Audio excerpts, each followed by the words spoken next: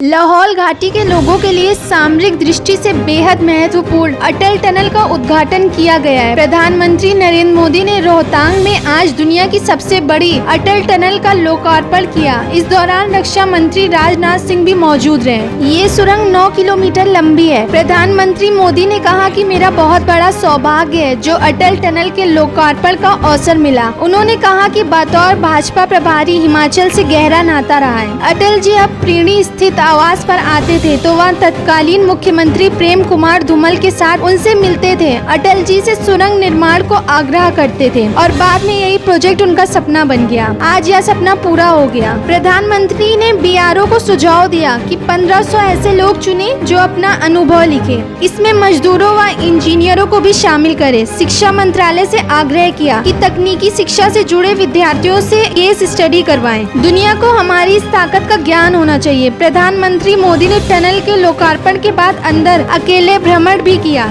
साथ ही बीआरओ के डीजी से सुरंग के बारे में जानकारी ली और वहां पर लगी प्रदर्शनी का अवलोकन किया। पिछले इतने वर्षों में जब से इसका डिजाइनिंग का काम शुरू हुआ, कागज पे लिखना शुरू हुआ, तब से लेकर कब तक अब 1000-1500 लोग ऐसे छांटे। मजदूर भी हो सकता है और टॉप व्यक्ति भी हो सकता है। उसने जो काम किया है उसका अपना जो अनुभव है उसको वो अपनी भाषा में लिखे।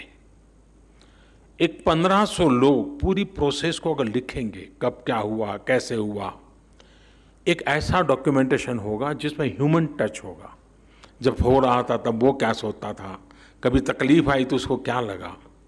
एक अच्छा डॉक्यूमेंटेशन, मैं एकेडमिक डॉक्यूमेंटेशन नहीं कह रहा हूँ, ये वो डॉक्यूमेंटेशन है जिसमें ह्यूमन टच है।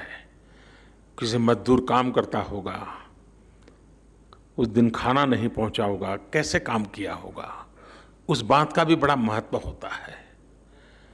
कभी कोई सामान पहुँचने वाला होगा, बर्फ के कारण पहुँचा नहीं होगा, कैसे काम किया होगा। कभी कोई इंजीनियरिंग चैलेंज आया होगा, कैसे किया होगा।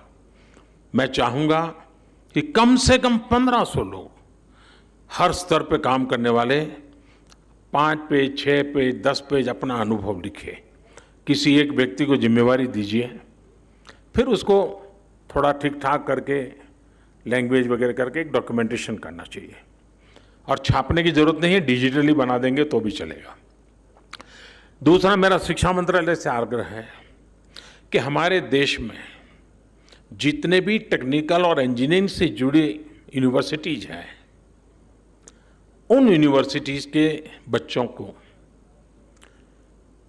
केस स्टडी का काम दिया जाए और हर वर्ष एक एक यूनिवर्सिटी से 8-10 बच्चों के एक बैच यहाँ आए। केस स्टडी ये कैसे कल्पना हुई, कैसे बना, कैसे चुनौतियाँ आई, कैसे रास्ते निकाले, और दुनिया में सबसे ऊंची और सबसे लंबी जगह पे विश्व में नाम कमाने वाली इस टनल का इंजीनियरिंग नॉलेज हमारे देश के स्टूडेंट्स को होना ही चाहिए। इतना ही नहीं, ग्लोबली भी मैं चाहूँगा एमईए के लोग कुछ यूनिवर्सिटीज को इनवाइट करें, वहाँ की यूनिवर्सिटी केस स्टडी के लिए यहाँ आए, प्रोजेक्ट के रूप में स्टडी करें। दुनिया के अंदर हमारे इस ताकत की पहचान होनी चाहिए, विश्व को हमारी ताकत का परिचय होना चाहिए। सीमित संसाधनों के बाद भी कैसे अद्भुत काम वर्तमान पीढ़ी के हमारे जवान कर सकते हैं, इसका ज्ञान दुनिया को होना चाहिए। और इसलिए मैं चाहूँगा कि रक्षा मंत्रालय, शिक्षा मंत्रालय, एमईए, बीआरओ सब मिल करके एक प्रकार से लगातार ये एजुकेशन का हिस्सा बन जाए। टनल का काम हमारी एक पूरी नई पीढ़ी से तैयार हो जाएगी। तो टनल एक इंफ्रास्ट्रक्चर बनेगा, लेकिन मनुष्य निर्माण भी एक बहुत बड़ा काम होता है। हमारे उत्तम इंजीनियर बनाने का काम भी ये टनल कर सकती हैं और उस दिशा में भी हम काम करें। मैं फिर एक बार आप सबको बहुत बहुत बधाई देता हूं, बहुत बहुत धन्यवाद देता हूं और मैं उन जवानों का अभिनंदन करता हूं जिन्होंने इस काम को बखूबी निभाया है, बखूबी पूरा किया है और देश का मान बढ़ाया है। बहुत बहुत धन्यवाद।